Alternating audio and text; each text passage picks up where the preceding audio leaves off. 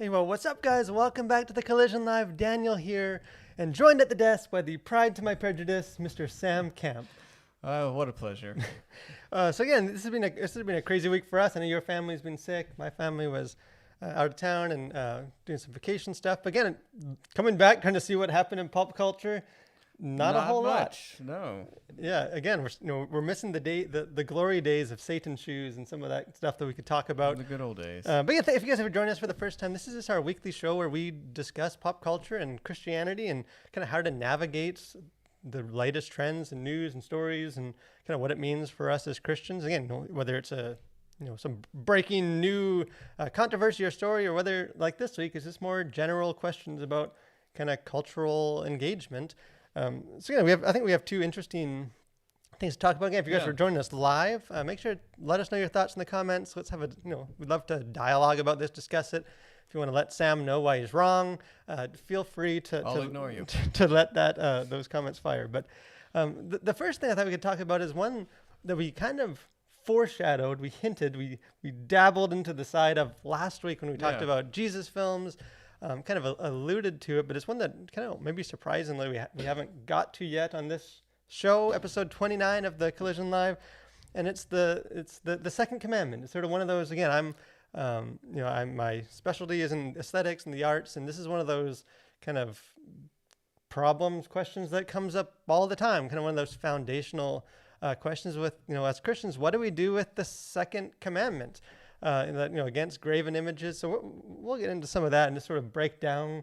Yeah. Does that apply to us still? If so, how does it apply? And again, this was Monty who writes reviews and some great articles for our website. Was kind of throwing this question out on Twitter the other day. So I thought we'd sort of jump off of that and talk about it. But again, so the second commandment, I guess if you're not familiar, if you can't remember how it all breaks down, in Exodus 22, and this is from the ESV version translation. It says, "You shall not make for yourself a carved image or any likeness of anything that is in heaven above, or that is in earth beneath, or that is in the water under the earth." So again, that covers the basis pretty well. It's all the spaces possible. Yeah. Again, so this is given to the Israelites. This is given to Moses, the Ten Commandments. And again, much of art history, great Christian art, is obviously in a contradiction to this. God and Jesus are mainstays in a lot of the great art and cathedral art. There's throughout history, there's been kind of debates, even between like Protestants and Catholics over this issue. So let's kind of wade into it. But what does that mean then? Are we, are these great pictures of God and Jesus, are these breaking the biblical commands? Is there more to it? What? Get us going here. Well, to start with, this is in the Old Testament, Daniel, and so some would even say, does this apply? But we'll perhaps set that aside for now and say, for one, this was a specific commandment to the children of Israel, and so I guess the question then becomes for us, what's the principle of this? Because a carved image, that's a very specific thing. So I think like movies and paintings and more visual arts that aren't carved images don't apply anyway. So, what's the big deal? In the word, the command that gets thrown, graven images. Obviously, the translation we read doesn't use that terminology, but in like the King James, kind of the original, like a graven image is like engraving, like it's like a carved, kind of literally like a sculpture or some kind of. As long as you stick with the 2D art, I think there's no problem there. But I think again, this goes back to like what is this talking about? Is it saying like don't make any just images of things? It's like, well, that kind of seems strange, but I think it's really talking about making idols out of carved images, which I think kind of gets to the heart of it more than just like, don't carve stuff.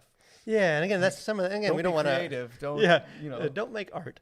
We don't want to. I know it's sort of the fallback to like, oh, it's just cultural differences, sort of like our get out of jail free card for like, no, that was a different time. Yeah. I think we need to, this is a commandment in the 10 commandments. At the same time, we can't just dismiss it as nothing. But I think what Sam was saying is getting into but what is it saying? Because I think even, you see these verses applied to, we shouldn't make movies with Jesus in them. We shouldn't, so we're already kind of applying the literal text in a way that's larger than. Yeah, you're already sort of expounding that text into areas that it wasn't intended to. You're already getting into like, well, like this is what it says. Like what was actually meaning? Like was it just this, or was there more to that? And it seems like even people that really hold firm to this this teaching, this command, don't necessarily just do it in as long as it's not a sculpture, it's okay. Right. You're applying it. And I think part of the, even just the context of the verse itself, I think helps get us to I think is a more clear understanding of what God was telling to Moses. So the verse before, the first commandment, numero uno, says, "You shall have no other gods before me." So that's like the most important. This starts it off. And then the verse right after the "shall make no carved images" expands on that and says, "You shall not bow down to them or serve them, for I am the Lord your God, and I am a jealous God." So I think taking the verse with sort of like the bookends on both sides, it seems like the intent of it is more how we worship, what we worship, right? Not necessarily just sort of taking a detour to like, we're talking about God and worship. By the way, don't make this kind of art. But back to worship, it seems like it's tying in. Because again, if you just like skim a couple of chapters later in the book of Exodus, God is specifically telling Moses to create golden cherubim to be in the tabernacle. So God is, if we take this very literally, just for the artistic creations, he's contradicting his own command within a couple chapters of the Bible. So again, I think it is aimed a little more broadly towards worship. But so what does that mean for us though? Like, what does that mean for as creatives, as artists? Is it wrong to I got this crucifix. I actually got this in the Vatican. So I believe this is being blessed by the Pope. Not a Catholic, but I thought it was a neat thing. I have that in my office, right by my desk. How do these verses apply to stuff like that? Like, is it wrong then to have paintings of Jesus in our homes? Is it wrong to have Jesus movies? I don't think it's necessarily wrong, but I think it goes back to sort of our conversation last week, which is just be aware of how representations of Jesus or God can sort of bleed into your theology and your understanding of who God is. And so I think it's, and we talked about this last week, but as far as the movie representations go, or even just extra biblical stories about, heavenly places or hellish places, just be aware that those things are not scripture. And so just be cognizant of the fact of how those perhaps will influence the way that you view God and even the way that you relate to God. And so I think we can very easily allow a certain image or representation of who Christ is kind of bleed into how we worship Christ. And so I think, for example, and we talked about this some before, it's just that, we can have this idea of like Jesus is your homeboy or whatever, or just this really sort of, really casual idea of this relating to God and relating to Christ that can actually not be good for how you should relate to Christ.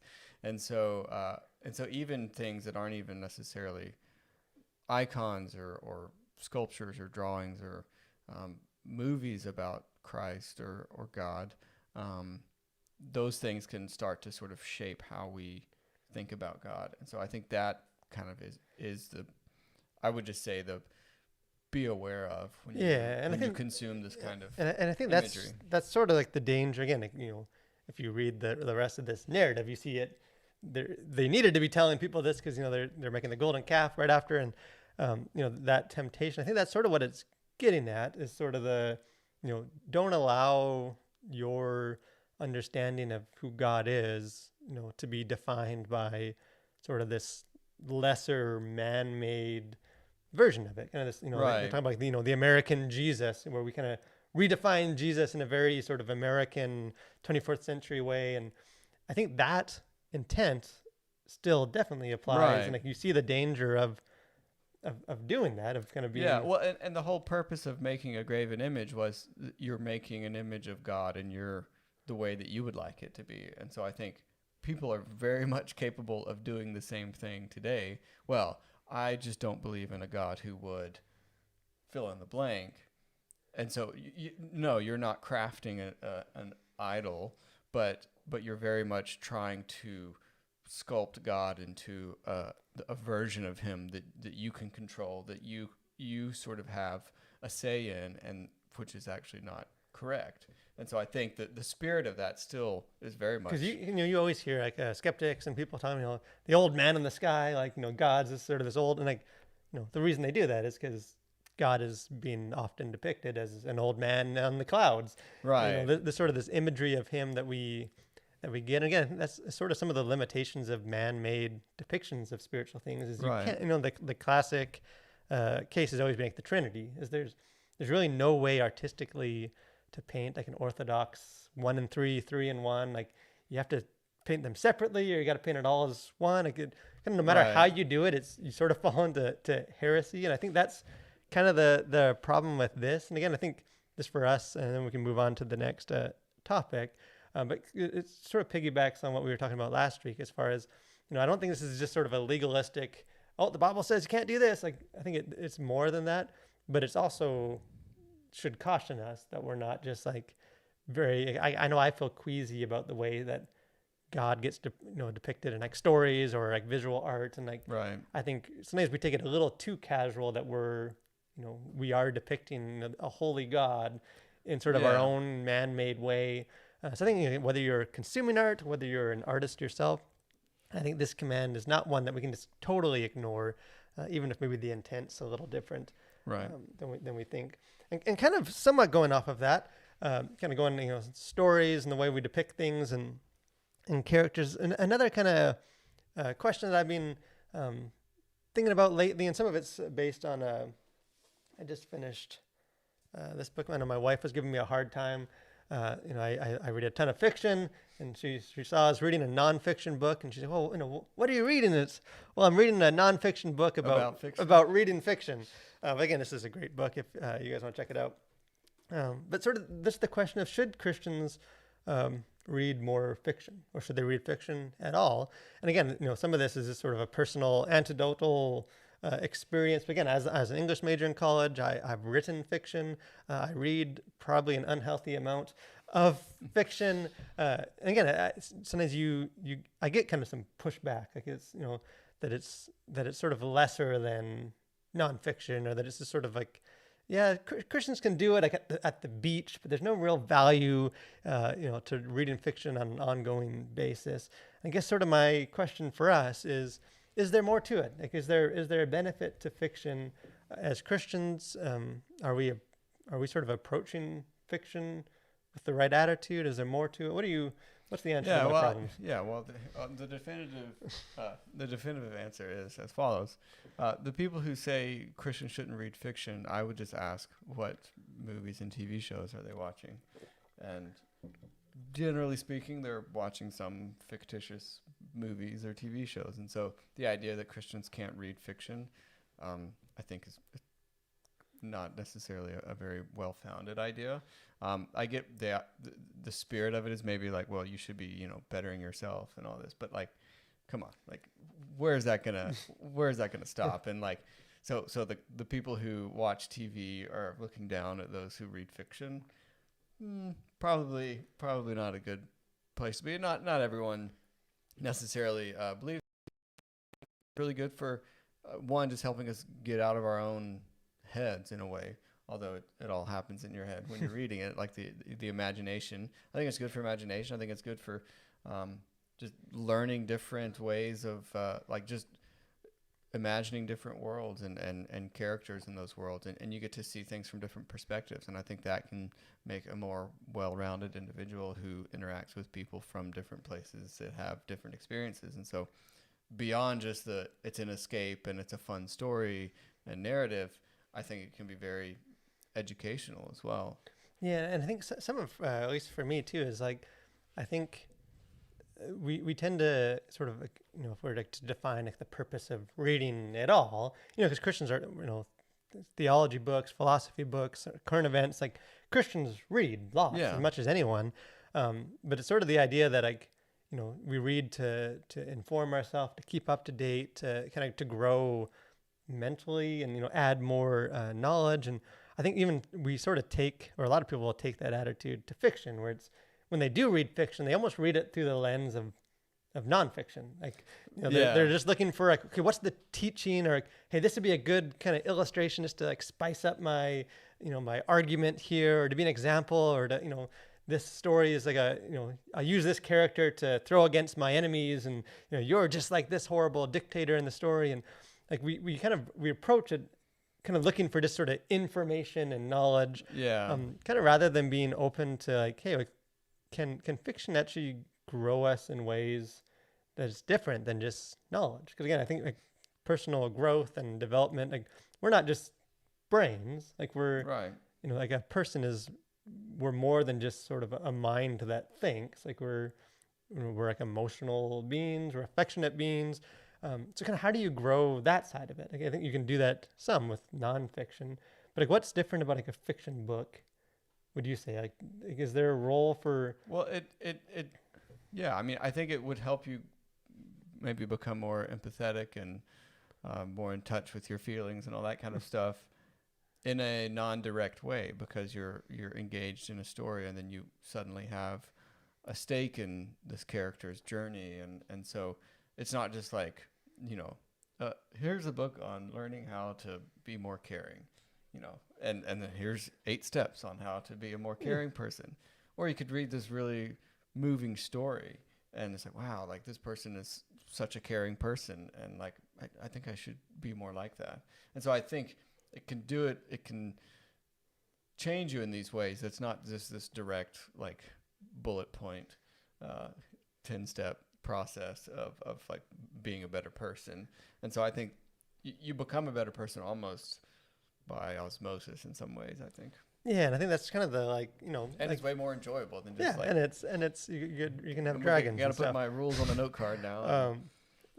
But you can see, like, it's the more like the way that in the book by Karen Pryor, she kind of says, like, you know, fiction or nonfiction kind of informs us, where fiction kind of more forms us. And she's kind of, her point with that is, you know, we grow as people. You know, they say, you know, you grow through experiences more than just being told something. Like, once you've gone through tragedy, that's different than just reading a book about tragedy. You know, it's like the famous, like, C.S. Lewis Problem of Pain, before his wife's death and after, like, once you've experienced that. I think that's in a lot of ways what, like, fiction can do. Is it sort of, obviously it's not the same because they're fictional, but kind of it takes the reader through the experiences that grow us in real life, and kind of presents presents things that we wouldn't necessarily be able to experience, you know, like the loss of a child or something that maybe we haven't experienced, but kind of going through the kind of in reading that does sort of form our character and change, you know, not just the way we think, but the way we kind of understand the world, ourselves, other people. Like, and again, I guess Christians, there's value in that, obviously, like, to understand how other people, how other people think, and kind of understanding that. And I think you kind of see that with, like, with Jesus and his parables, right? You know, like the Good Samaritan, I guess, at least as I read the parables, like, I don't think he was just sort of throwing in these stories to, like, just to kind of hook audiences in, and then he's going to give them their little moral at the end. Like, the story was the teaching. Yeah. Like, that was, you know, like the Good Samaritan, like, it was kind of through hearing the story that was shaping the sort of the emotions and the feelings of the listeners. Obviously, a lot of them rejected that experience, but it wasn't just to illustrate what he was going to teach, but it's sort of an understanding that, hey, the stories actually shape us, they form us, they change us. So again, obviously I'm biased. I've skin in the game as when it comes to fiction as a fiction writer, but I get a little peeved when you kind of hear Christians almost like take pride in the fact that they don't read fiction because they're more intellectual. Because I think if you kind of look at the Bible and what it's presenting, it's presenting kind of a growth that's a lot more than just downloading kind of more knowledge, arguments, and like into your supercomputer. It's kind of talking about like a full character change. Yeah. And again, I think that's where like the power of fiction comes in. But again, let us know, guys, if you guys think I'm crazy, if you guys think Christians shouldn't waste their time with fiction. You are free to be wrong, and let us know why you're wrong. But this week at the Collision, again, we got a couple of things going on. Again, an article dropping probably later this week on that topic, on fiction, kind of why. Getting a little more in depth. Again, I encourage you guys too, if you guys haven't, if you're watching us on Facebook, make sure you like our page, keep up with what we're doing. If you're watching us on YouTube, make sure you like this video and subscribe to the channel to keep up with what we're doing. Getting a lot of stuff coming up in the very near future. But cultural observations, anything crazy going on this week?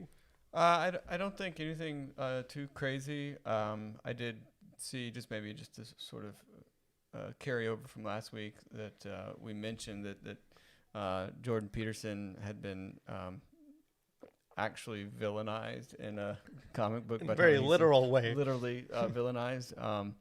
And I just think kind of seeing his response to that, and I think you can buy merch now that says like Hail the Lobster, and it's sort of like a Hydra symbol with like a lobster head on it. And I just think, one, it's ridiculous that he was villainized in this way.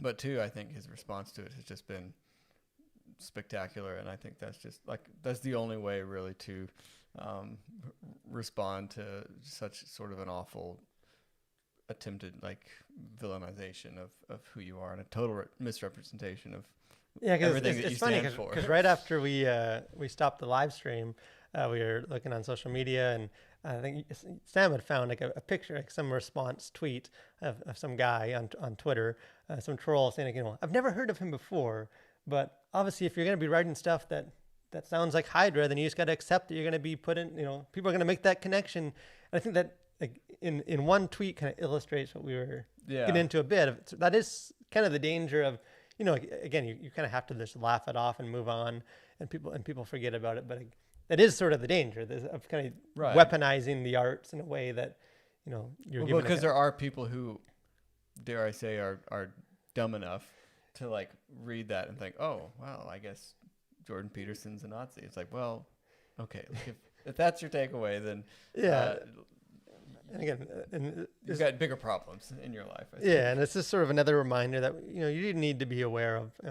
I think sometimes we can go too far where Christians just don't even enjoy culture because it's all just trying to weed through the dangers and I think we can go too far, but a reminder that it's not just neutral. It's not just entertainment.